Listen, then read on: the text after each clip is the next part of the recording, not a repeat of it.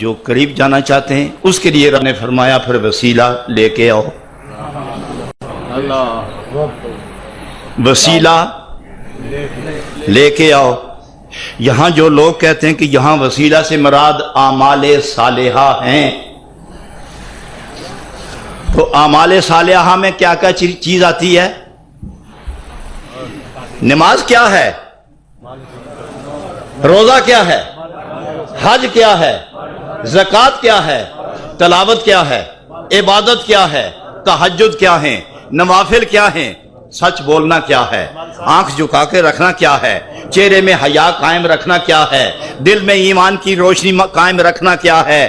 یہ سب اعمال صالحہ ہیں. تو میں پوچھتا ہوں آپ کے پاس اعمال صالحہ ہیں، حاجی جب حج کرے تو واپس آ کے دعویٰ کرتا ہے میرا حج قبول ہو گیا. چلو آپ سارے تو نہیں جاتے لیکن سارے نمازی تو ہیں نا. آپ نمازی جو نماز پڑھتے ہیں تو دعویٰ کرو گے قبول ہو گئی؟ عصر کی، فجر کی، ظہر کی جب قرآن پڑھتے ہو تو دعویٰ کرتے ہو یہ جتنے عرب پڑھے ہیں سب پہنچ گئے ادھر اور قبول بھی ہو گئے اور مجھے بدلہ بھی مل گیا. نماز ہو قبول اور بدلہ نہ ملے، روزہ قبول ہو جائے اور بدلہ نہ ملے، حج قبول ہو اور چہرہ نہ بتائے، تہجد قبول ہو جائے اور پیشانی نہ بتائے، اعمال صالحہ قبول ہو جائیں اور دل اور جسم بولے نا. تو میں پوچھتا ہوں کہ 40 سال نمازیں پڑھنے والوں دعویٰ کرو گے کہ ہماری نمازیں قبول ہو گئیں؟ اور اگر یہ نمازیں قبول نہیں ہوتی تو روزے، نماز، حج، زکوٰۃ، عبادت سب کچھ یہ اعمال صالحہ ہیں. اور اگر بندے اور خدا کے درمیان اعمال صالحہ وسیلہ ہیں تو پھر آج تک آپ کو خدا ملا کیوں نہیں؟ پھر آپ خدا کے پاس پہنچے کیوں نہیں؟ پھر آپ کو دیکھ کر فوراً خدا یاد آتا کیوں نہیں؟ پھر وہ روحانی پردے اٹھتے کیوں نہیں؟ پھر وہ جلوے روح میں اترتے کیوں نہیں؟ معلوم ہوا اعمال صالحہ وسیلہ تو ہے مگر یقینی وسیلہ نہیں، صرف امید ہی امید ہے. حضرات میں اس سے آگے لے جانا چاہتا ہوں آپ کو، جہاں جا کے میں نقطہ گفتار کا اظہار کروں گا وہاں میں آپ کو جلدی لے جانا چاہتا ہوں. یہ نماز وقت نہ ہو تو نماز ہو جائے گی؟ اور یہ کیسا وسیلہ ہے جو بے وقت کام نہیں آتا.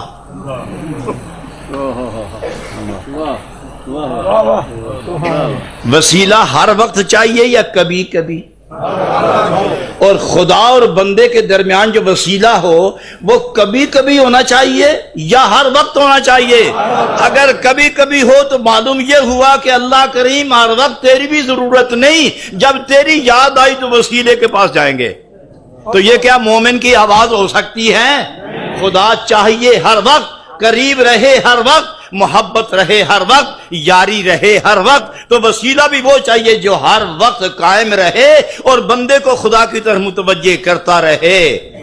تو یہ وسیلے تو محتاج اوقات ہیں. نہیں سمجھے میری بات؟ یہ وسیلے تو محتاج اوقات ہیں اور آپ محتاج ہیں خدا کے. اور یہ وسیلہ وقت سے پہلے ملتا ہی نہیں، مل جائے تو ملاتا ہی نہیں. کوئی سمجھے؟ وقت سے پہلے ملتا نہیں، مل جائے تو ملاتا نہیں، تو وہ بھی وسیلہ، وہ بھی پھر غیر یقینی، صرف امید ہی امید. تو وسیلہ وہ چاہیے جو ادھر آپ کو بھی مقبول ہو، جس کے پاس وسیلہ بنا کے لے جانا چاہتے ہو وہاں بھی مقبول ہو. صبح بھی، شام بھی، رات بھی، دن بھی، سفر میں، گھر میں، عصر میں، فجر میں، زبان میں، دل میں، نگاہ میں، روح میں، تن میں، من میں، ظاہر میں، باطن میں، رفتار میں، گفتار میں، کردار میں، سوچ میں، خیال میں، حال میں، چال میں، ہر وقت وہ وسیلہ ہمیں درکار ہے. خیال ہو تو اسی وسیلے کے ساتھ، چال ہو تو اسی وسیلے کے تحت، گفتار ہو تو اسی وسیلے کے تحت، رفتار ہو تو اسی وسیلے کے تحت، رفت ہو یا غریب، سوچ یا فکر یا خیال یا ذکر ہو تو اسی وسیلے کے تحت. نمازیں وقت وقت پر، حج سال میں ایک بار، عمرے کبھی کبھی، تلاوت کبھی ہوتی ہے کبھی نہیں ہوتی. تو پھر یہ کیسے وسائل ہیں جو ہر وقت خدا کی طرف مائل کرتے ہی نہیں؟ ایک سوال. دوسرا سوال یہ ہے، نماز نیت نہ کرو تو ہو جائے گی، وقت نہ ہو تو ہو جائے گی، اور نیت میں خلوص نہ ہو تو نیت ہو جائے گی۔ تو پھر معلوم ہوا کہ نماز محتاج ہے نیت کی، نیت محتاج ہے خلوص کا، خلوص محتاج ہے عشق کا، عشق محتاج ہے ایمان کا، ایمان محتاج ہے نبی اللہ کا۔ تو گویا جہاں نبی کا رشتہ وہاں ایمان آیا، جہاں ایمان ہے وہاں عشق نبی ہے، جہاں عشق نبی ہے وہاں خلوص ہے، جہاں خلوص ہے وہاں نیت ہے، اور جہاں نیت ہے وہاں نماز ہے۔ تو پھر معلوم ہوا کہ نماز محتاج ہے نبی پاک کے ذات کی۔ اور پھر نبی پاک پہلے آئی یا نماز پہلے آئی؟ اتنا تو بتا دو یار، پہلے نبی آئے بعد میں نماز آئی؟ اگر نماز پہلے ہوتی اور نبی بعد ہوتے تو پھر ہم پتہ چلتا کہ نبی نماز کے لیے آئے ہیں، اور اگر نماز بعد آئی اور نبی پہلے آئے تو معلوم ہوا کہ یہ نماز نبی کی ذات کے ذریعے ملی، تو پھر جس کے ذریعے یہ آئی ہے اسی کے ذریعے ہم نے پائی ہے۔ تو پھر وسیلہ کے لیے کیا بتایا علماء نے؟ اعمال صالحہ۔ تو پھر میں پوچھتا ہوں کہ جتنے اعمال صالحہ ہیں، حج کس کے ذریعے ہے؟ ایمان نہ ہو تو حج ہوتا ہے؟ ایمان نہ ہو تو زکوٰۃ ہوتی ہے؟ ایمان نہ ہو تو اعمال صالحہ ہوتے ہیں؟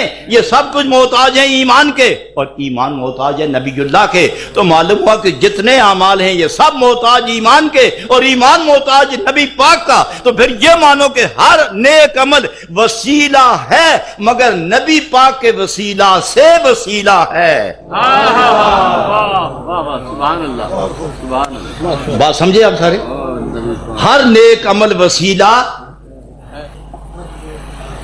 ہر نیک عمل وسیلہ ہے، مگر نبی پاک کے وسیلہ سے وسیلہ ہے۔ ورنہ اگر سکھ نماز پڑھے تو ہو جائے گی؟ کیوں نہیں ہوتی؟ وہ نبی کا نہیں ہے۔ انگریز نماز پڑھے تو نہیں ہوتی، کیوں؟ ایمان نہیں ہے۔ اور ایمان کیوں نہیں ملا؟ نبی نہیں ملا۔ تو معلوم ہے مومن تم پہ فرض کیوں ہے؟ تم نبی کے ہو گئے ہو، کیوں؟ ایمان آ گیا، اور خدا نے فرمایا ایمان والے جسے میرا نبی ملا وہ مجھ سے اب دور نہ رہنا، اور جب قریب آنا چاہو تو میرے نبی کا وسیلہ لے کے آنا۔ اللہ نے فرمایا عمل کرو، اور وسیلے کے متعلق فرمایا تلاش کرو۔ اور جب انسان تلاش کرنا چاہے تو پھر اپنی پسند کی لیتا ہے، پھر جو شے چاہے اس میں ساری صفات ہوں تو پھر ہاتھ ڈالتا ہے، کیونکہ یہ وسیلہ ہے خدا اور بندے کے درمیان۔ تو اس کو تلاش کرو، تلاش کرو۔ تو آسان جواب یہ ہے کہ جس کی محبت اور غلامی نے آپ کو مومن بنایا وہی وسیلہ، وہی وسیلہ۔ اور وسیلے کے متعلق ہی پوچھا جائے گا، اور وسیلہ وہ چاہیے جو دنیا میں کام آئے، قبر میں کام آئے، پل صراط پہ کام آئے، محشر میں کام آئے، جب وزن تل رہے ہوں تو اس وقت کام آئے۔ تمہاری نماز تو گٹھڑی میں بند ہوگی، اور اگر نمازیں کم ہوئی اور گناہ زیادہ ہوئے تو پھر وسیلہ بولو نمازوں کو چھڑا میں، تو نماز بولے گی میں پہلی گٹھڑی کے اندر بند ہوں، تمہیں کیا چھڑاؤں گی؟ تو نے کون سی وہ نماز پڑھی جو خدا کے ساتھ تجھے ہم کلام کر رہی تھی؟ اور اگر یہ نماز ہوتی تو گناہ زیادہ کیوں ہو گئے؟ تو نبی پاک سامنے آئیں گے، میری شفاعت انا لہا انا لہا انا لہا، اے گناہگارو میں تمہارے لیے ہوں، میں تمہارے لیے ہوں۔ اور سجدہ فرمائیں گے تو رب ارشاد فرمائے گا سر اٹھاؤ، جس کی حفاظت کرو گے اسی کو جنت دے دوں گا۔ لیکن وہ شفاعت اپنوں کی کریں گے،